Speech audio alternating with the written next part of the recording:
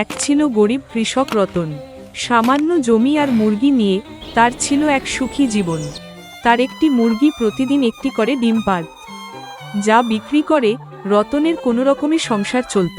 প্রতিদিন সকালে ডিম সংগ্রহ করা ছিল তার একমাত্র কাজ, আর তাতেই সে অনেক খুশি থাকত। হঠাৎ একদিন রতন দেখল মুরগিটি সাধারণ নয়, বরং একটি ঝলমলে সোনালি ডিম পেড়েছে। খাঁটি সোনার ডিম দেখে রতন অবাক হয়ে গেল। তার ভাগ্য যেন এক নিমিষেই বদলে গেল। ডিম বিক্রি করে সে অনেক টাকা পেল, কিন্তু ধীরে ধীরে রতনের মনে চরম লোভ বাসা বাঁধল।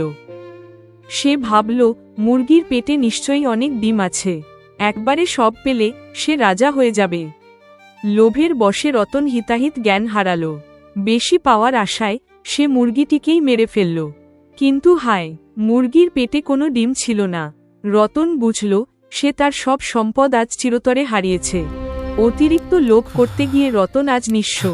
অনুশোচনায় তার দুই চোখ আজ জলে ভরে উঠল। শিক্ষা: অতি লোভে তাঁতি নষ্ট। অল্পে তুষ্ট থাকাই হল আসল সুখের চাবিকাঠি। এমন আরো নীতিকথার গল্প পেতে ভিডিওটি লাইক করুন আর চ্যানেলটি সাবস্ক্রাইব করে রাখুন।